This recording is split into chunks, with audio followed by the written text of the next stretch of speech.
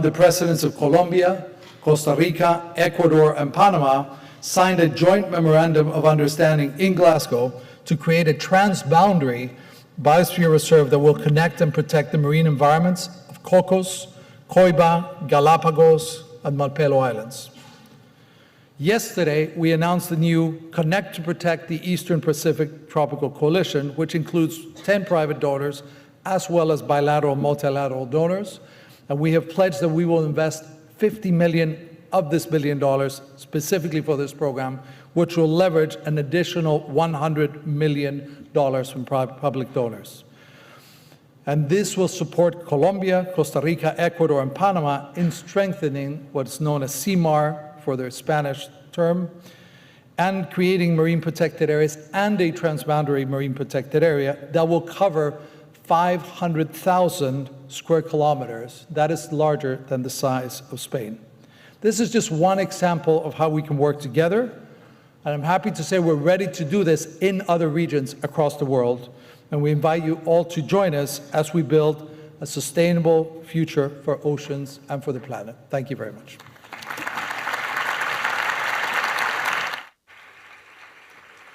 From the Asian Development Bank, please welcome Roberta Casali, Vice President for Finance and Risk Management.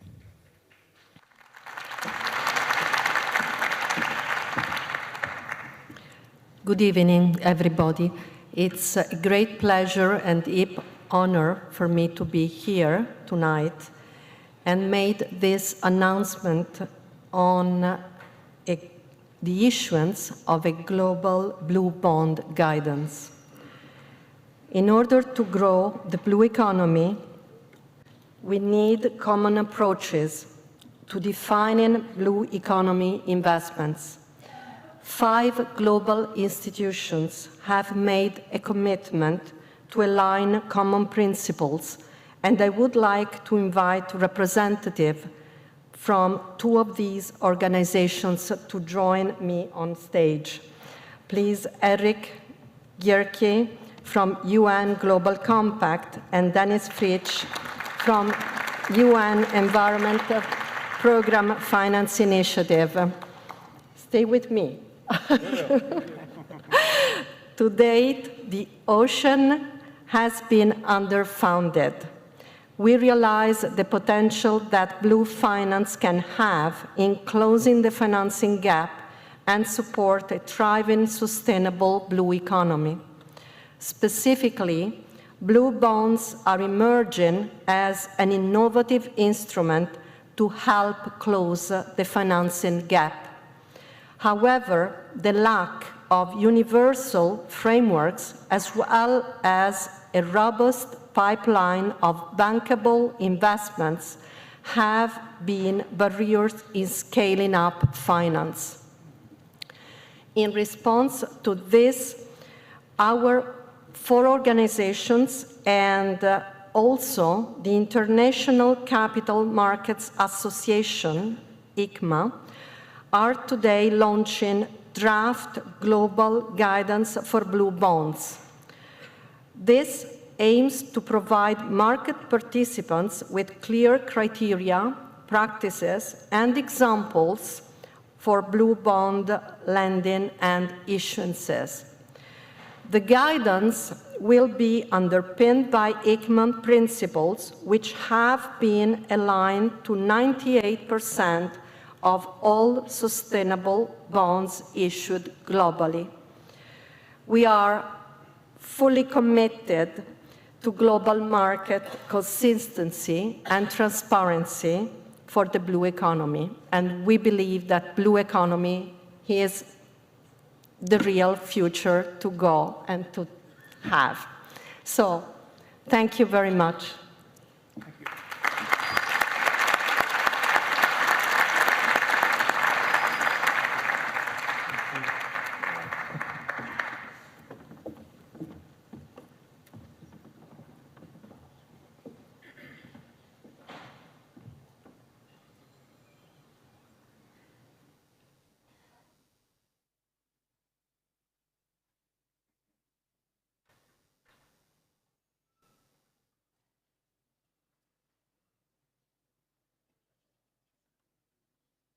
And finally, to congratulate all the institutions involved in these commitment sessions, please welcome His Excellency Bernardo Ivo Cruz, Secretary of State for International Trade and Foreign Investment.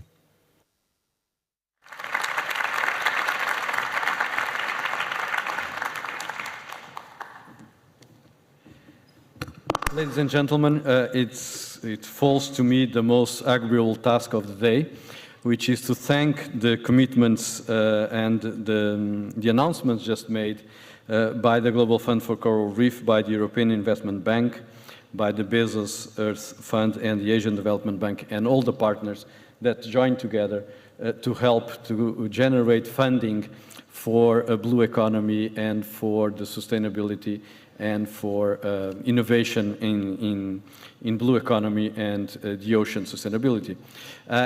When I was hearing all the announcements, I was thinking of the four pillars that we are working on in the transition from maritime economy to blue economy, in particular science, technology, and skills of human resources, the governance, regulation, and legislation that we need to frame blue economy, the financing, and the markets.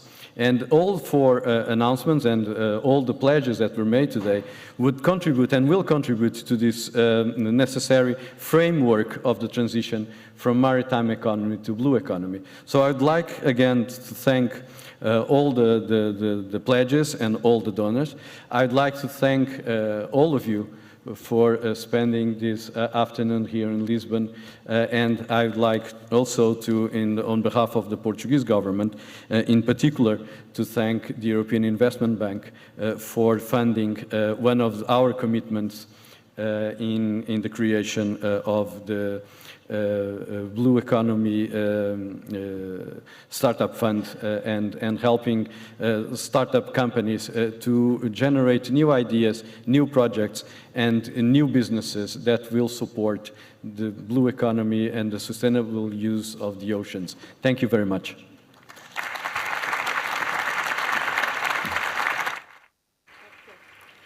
I would like to invite now all our speakers on stage for a group photo to highlight this occasion.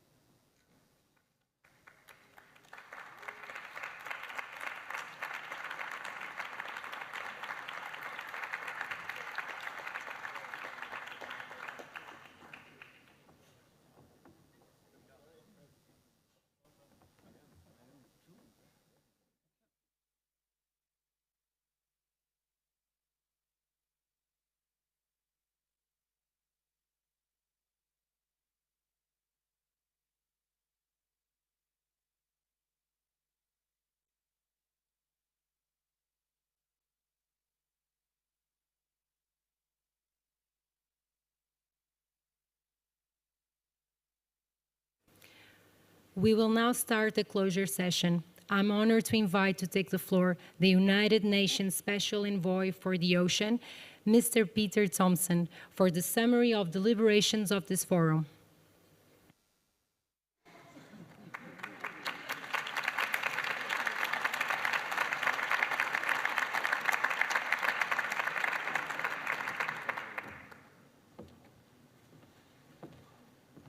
Well, it's been a long day, folks. But, well, we really felt refreshed by that great news that we heard just then. So thank you very much to all those involved. Look, it falls to me to make the closing remarks. When I stop speaking, you're all free to go and have your beers. So I won't take too long, I promise. Main thing for me to do really is to thank Portugal and Kenya, number one, and Ambassador Meru is here from Kenya to represent President. And we have also the Secretary of State for the Ocean, Jose Maria Costa, is with us. Good to see you both. And thank you for staying to the bitter end to listen to my words. And also my friends from the Ministry of Foreign Affairs who've been with me for the last 5 years, actually, in putting together all the events happening in Lisbon at the moment. Thank you to all of you. Thank you to the panelists. Thank you to the moderators. Did a great job. And, you know, these things always have time pressures, but you kept to it as well as you could. I want to go back to November 2018 in Nairobi, when we had the first of the Sustainable Blue Economy, in this case conference we called it, in this case investment forum, but it's the same movement. And there were 10,000 people present at that conference in Nairobi. I was blown away because it made me realize, actually, everybody gets it.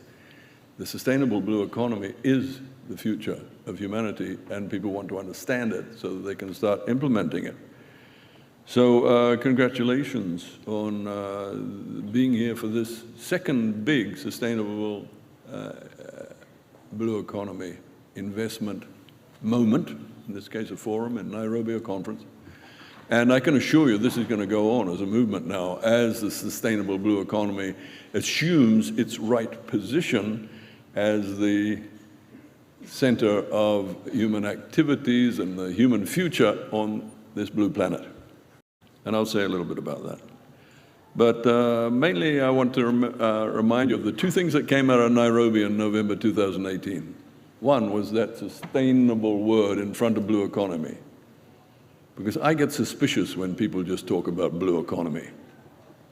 Makes my skin crawl a little bit, because I know what human nature's like, because I'm a human. And human nature is just to take from nature, to consume and throw away. And if that's what the blue economy is, I don't want any part of it, because I'm a grandfather fighting for the rights of my grandchildren. And if it's one more linear exploitation of finite planetary resources that they're not going to be able to enjoy like everything else we've consumed and thrown away, if that's what the blue economy is, I don't want any part of it. But the sustainable blue economy, that is the future of humanity. That's our security for our grandchildren. That sustainable blue economy is about renewable energy. We get more energy out of the ocean, renewable energy from wind, offshore wind, from put your toe in the water when you're a kid and you feel the energy in the ocean. You know, waves, tidal, everything. All our energy, many times over, is there in the ocean. It's our food, you know, and not the kind of food we eat at the moment. Not as hunters and gatherers or ecosystem bandits with what we're doing with some of our aquaculture. Sustainable aquaculture. It's so doable. If we invest in it properly, we use the right science, we will feed ourselves nutritious food for generations to come from the ocean. The other thing that came out of Nairobi was that the sustainable blue economy is not just the ocean. And that's such a sensible way to think, because, you know, there's only a certain amount of H2O on the planet. Okay, most of it's in the ocean, but it transfers through the hydrological cycle, through rain, into the lakes and the rivers, and comes back to the sea. And of course, understanding that cycle and doing the right thing by it is key to the sustainable blue economy. Because at the moment, we're poisoning our rivers and we're sending all sorts of trash from our cities into the sea, and we're killing our coastal ecosystems, and we're feeding the fish plastic, and it's coming back to us, and it'll be killing us. So we have to understand that, obviously, and change that. And so it was very wise of the Nairobi conference to conclude by saying the sustainable blue economy is lakes, and it's rivers, and it's ponds, and it is the ocean. And part of the wiseness of that is that when you consider where most of the protein in Asia comes from, it's coming from pond aquaculture. In other words, freshwater aquaculture. It's not coming from the sea. And aquaculture production has been going like this for decades, whereas wild catch, for obvious reasons, has been a plateau for decades. And that's how they do it, through using freshwater aquaculture. And that's what I would like to, that's what I said in Nairobi. I would like to see that Asian sustainable aquaculture pond farming, which is pretty much circular, taken to the African continent, where Africa only has 3% of the world's aquaculture. But you could transform a whole continent's nutrition by doing that sensibly, scientifically. And as I say, I'm not in it if it's linear exploitation of finite planetary resources. I'm in it if it's circular, if it's sustainable, if it's something my grandchildren can enjoy as much as I do. So the sustainable blue economy movement is going to go on. It's now established as a sensible thing for humanity to do with our future.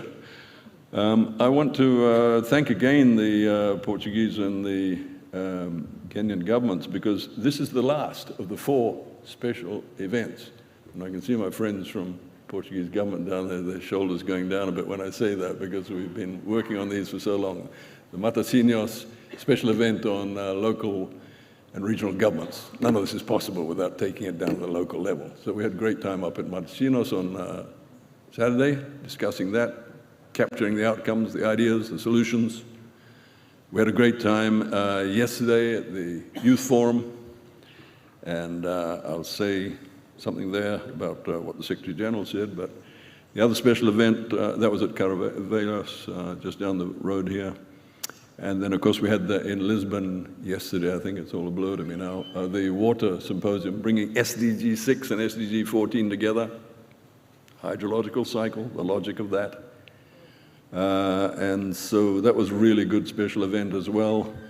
And now we have the Sustainable Blue Economy Investment Forum here in Cascais. So, folks, everything we planned has been done. Those of you who were here for the opening with President Kenyatta and Special Envoy Kerry saw that this room was packed, and you could feel the energy and the ideas just bubbling up. So thanks for that. When we think about what will the outcome be of this week, the UN Ocean Conference, the second UN Ocean Conference, it's going to be all about solutions that are science-based and in spirits of partnership. And so wonderful to hear what we just heard from the philanthropies about that partnership. But going forward from here to Sharm el-Sheikh for the UNFCCC COP and thereafter, it's all about finance.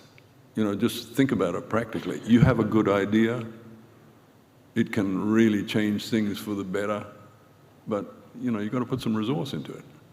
Now, for developing countries, we'd love to do, sorry, I come from Fiji. I used to be president of G77, so I think of myself as a developing person. I've been in development all my life.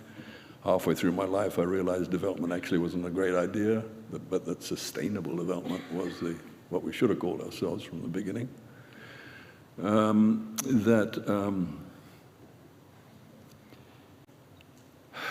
lost my train of thought when I said that, because it took me back to 1972 when I started out in rural development and was digging pit latrines and putting up little seawalls and things. Sorry.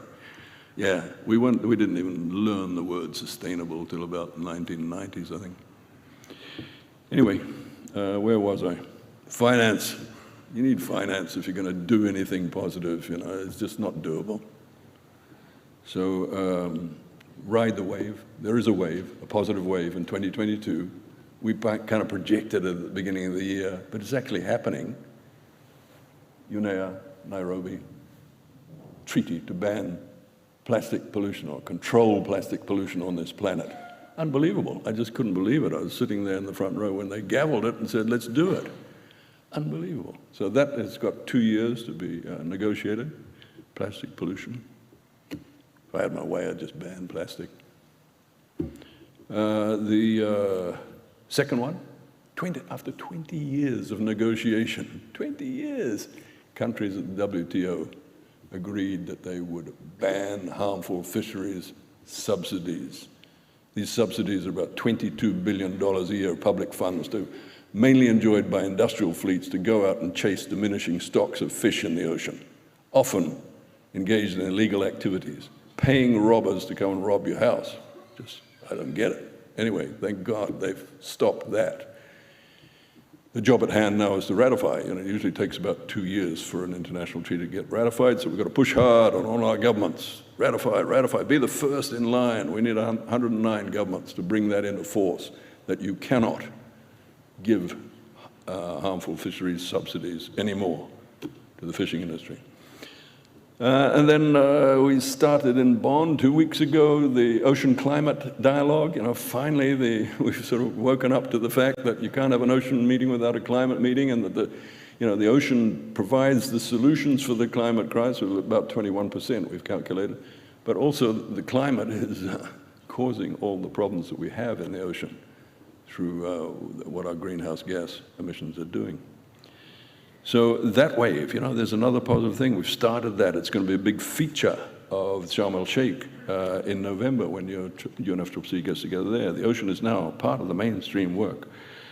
I saw the G7 has just approved their ocean deal. Have a look at it. It's a very solid document. The G7, 7 biggest economies, you know, it's unbelievable. Have a look at it. The ocean's now at the center of their thinking. And I know that G20 is going to do the same, because I was speaking to the Indonesian minister today. So there is this positive wave. And people say to me, well, what's going to happen with the ocean treaty, you know, the High Seas Treaty, BB&J in New York? Well, I think, you know, if I was one of the negotiators there, I would not want to be part of an inclusive treaty negotiation in August. I think that's going to happen. That's my bet. I think that the Sharm el-Sheikh will see the $100 billion that we're looking for from the developing world, because we want to put those wind farms in. We want to put in those sustainable aquaculture farms. We want to be part of the transition to renewable energy, but we don't have the money. The North caused the problem. Let the funds flow, and we're all in this together. So part with the money, and we'll start getting on the right track. Follow that right track. And that's what I'll finish with, because, you know, I kind of started on an optimistic note here, and I'm going to finish on a little bit of a pessimistic note. I usually do it the other way around, but I promised you I'd tell you what happened at the Youth Forum. It was a very moving moment for me as a grandfather.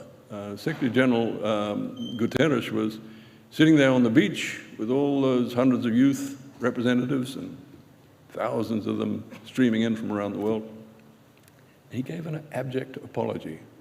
He said that he was very, very, very sorry, and he wanted to apologize to the youth of the world for what our generation has done to the planet and what we have bequeathed them as a future.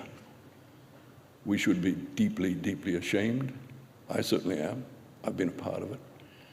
And he committed that we will spend the rest of our days, not many left for most of us, or many of us, doing what we can to help the youth put into place the solutions which we are identifying this week here in Lisbon, to put them in place, and not to say we're doing this for the youth or have a little youth event over here or something like that as a sort of token to the fact that it's their future we're talking about, including the youth at the table from henceforth.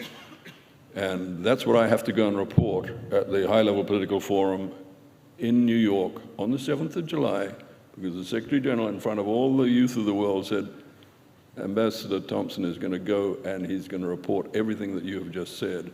And part of, I would say, the main thrust of what was said was the youth have to be at the table now in all the decision-making, because it's their world that we're talking about. And obviously, you know, they're our kids, and we're going to do the best for them. And this investment forum is a big part of those solutions. So let's make sure we fund it properly, and we'll give them the security we want for them. That's what this is all about, folks. Thank you.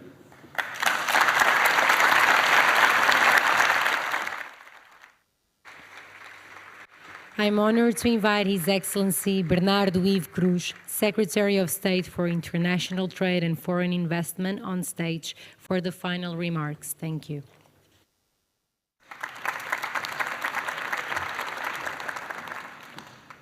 Thank you, ladies and gentlemen. I promise this will be the last time you'll see me today.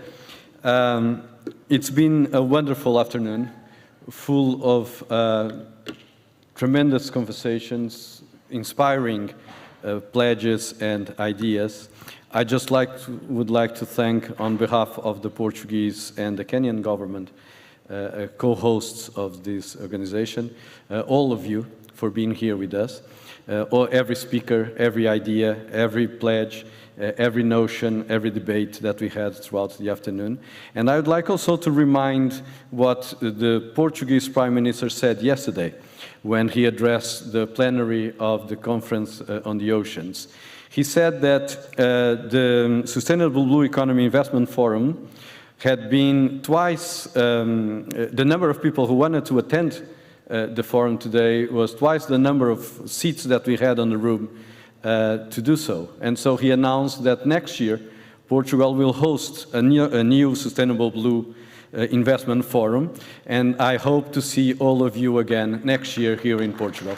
Thank you so much for coming, and I'll see you next year. Is it with great pleasure that we conclude this forum? Thank you all for being here and taking your time to witness such historical moment for the ocean and for our common future.